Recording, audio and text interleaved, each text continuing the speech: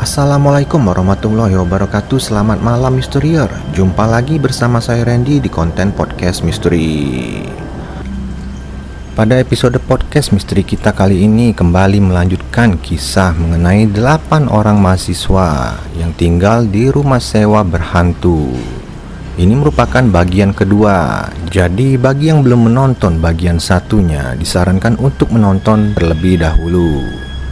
Sebelum itu saya mengucapkan selamat menunaikan ibadah puasa bagi yang menjalankan dan selamat berbuka. Oke lah, tanpa berlama-lama kita langsung masuk aja ke ceritanya.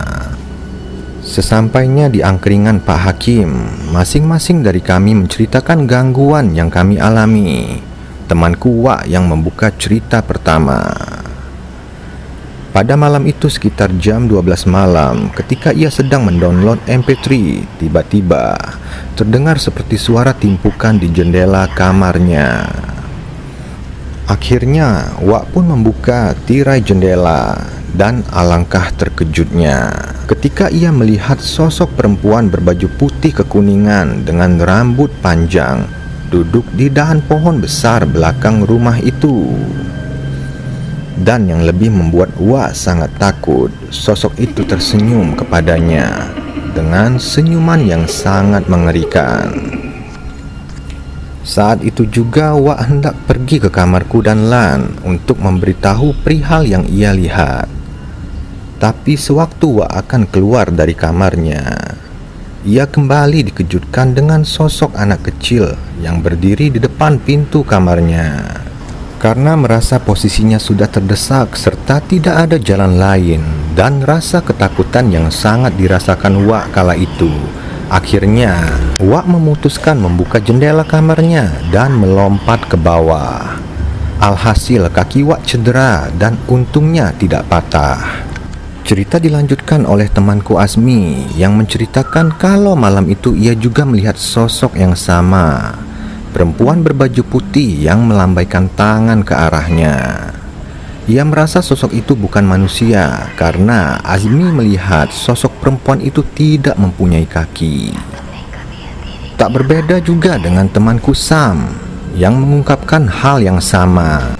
Ia juga melihat sosok perempuan itu di atas plafon kamarnya. Saat itu, ia tertidur dan secara tiba-tiba Sam membuka mata dan apa yang terjadi? Sosok itu sudah berada tepat di hadapannya. Semua temanku mengungkapkan gangguan yang mereka alami dan aku orang terakhir yang menceritakan gangguan yang aku dapatkan malam itu. Sampai perihal aku melihat teman-temanku menonton DVD di lantai 1. Di sela-sela aku bercerita, saat itu Asmi langsung memotong ceritaku kalau malam itu mereka semua tidak ada yang menonton DVD. Hal itu pun dibenarkan oleh teman-temanku yang lain. Jadi, siapa yang aku lihat malam itu? Entahlah. Mengingat kejadian itu, kakiku saat ini pun masih merasa gemetaran. Di balik hal seram yang baru kami alami, hal lucu pun terjadi. Di tengah asik kami bercerita, aku mencium bau yang kurang enak.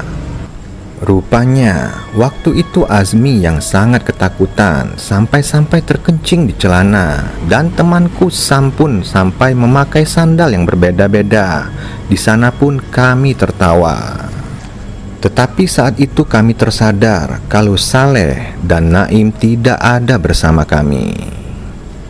Kami berpikir kala itu mungkin mereka masih berada di jalan. Setelah kami tunggu, mereka pun tak kunjung datang. Dan di antara kami berenam, hanya Bob yang saat itu membawa handphone.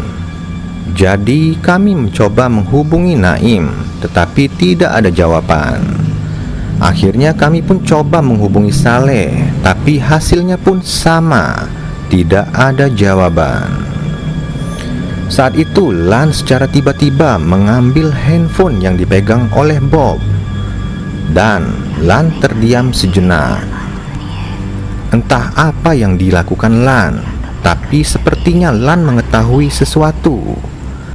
Tak beberapa saat, kami sangat terkejut dan hal itu pun sampai membuat bulu kuduku merinding. terdengar suara teriakan perempuan yang keluar dari handphonenya Bob. Dan selepas mendengar suara itu, kami berenam pun terdiam.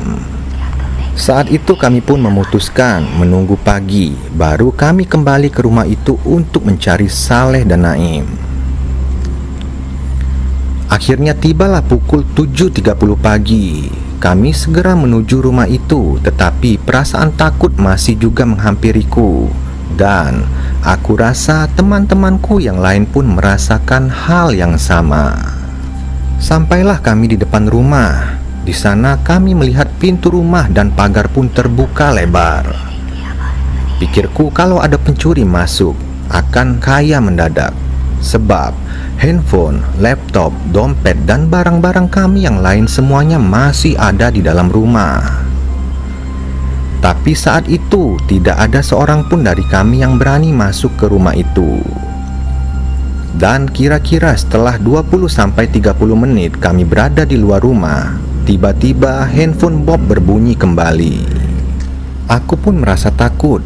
Pikirku jangan-jangan hantu itu yang menelpon kami, seperti yang kami alami semalam saat di angkringan Pak Hakim.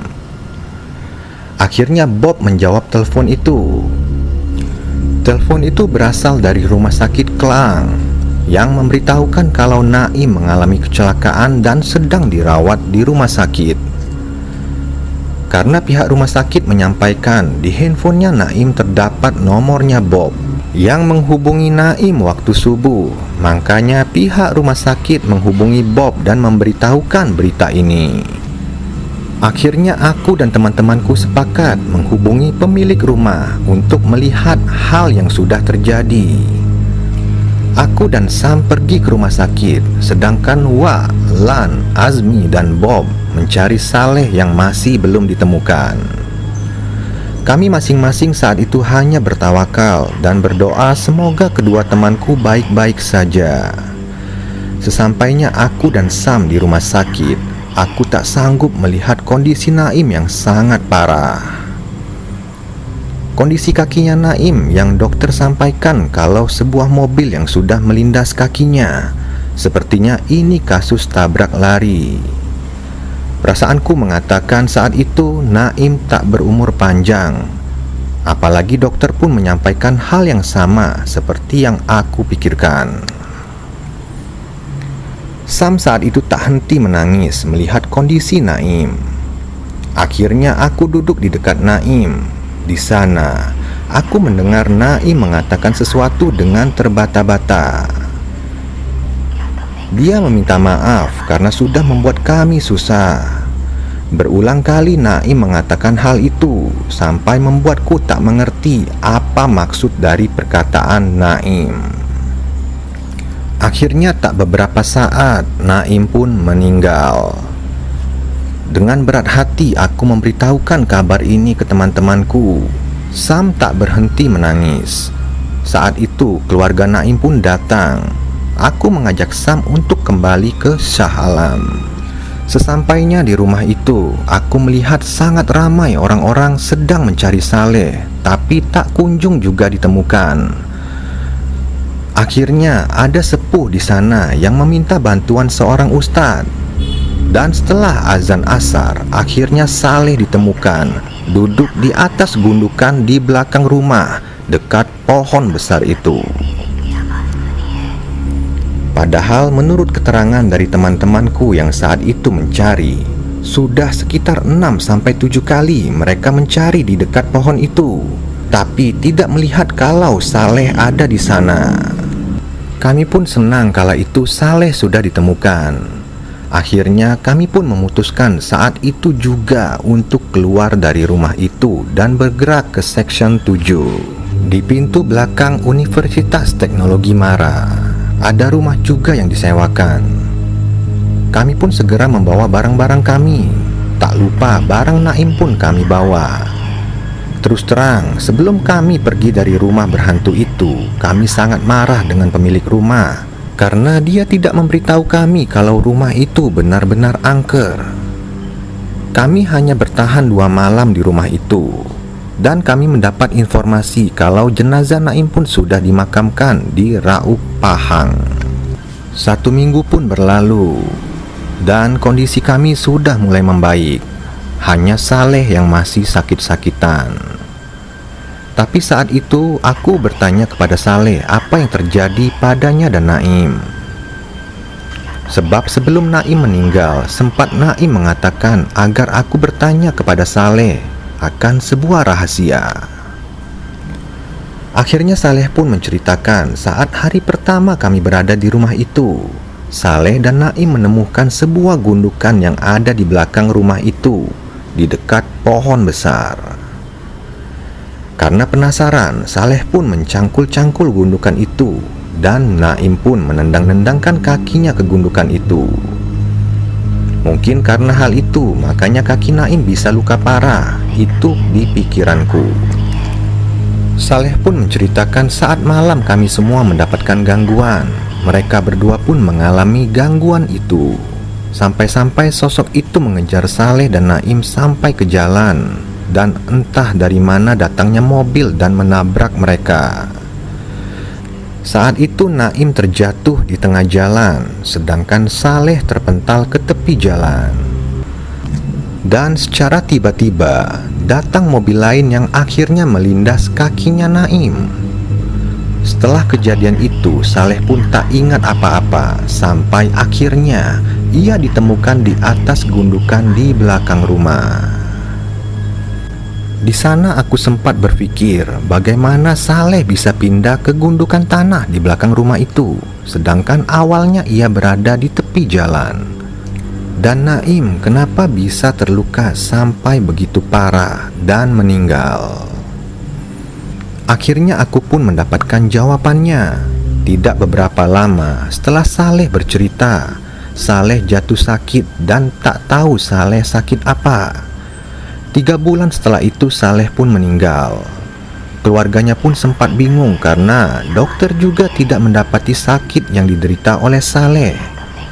Tapi aku yakin hal ini berkaitan dengan gundukan tanah di bawah pohon besar di belakang rumah yang mereka gali saat itu. Akhirnya kami pun berziarah ke makam Naim dan Saleh. Kesedihan terlihat di wajah teman-temanku, terlebih Bob yang memang pernah satu kamar dengan Naim. Oke Misterier, bagaimana tadi cerita pengalaman horor yang dialami oleh 8 mahasiswa? Semoga video ini bermanfaat bagi kita semua. Hal yang baik kita ambil dan hal yang buruk kita buang jauh-jauh. Sekali lagi saya minta untuk tetap support channel Merah Putih Kreator dengan cara like di video ini jika kalian suka, komen, share ke teman-teman kalian, dan yang terpenting jangan lupa kalian subscribe serta aktifkan tombol lonceng notifikasi supaya kalian dapat update video terbaru dari kita. Sekian, Assalamualaikum warahmatullahi wabarakatuh.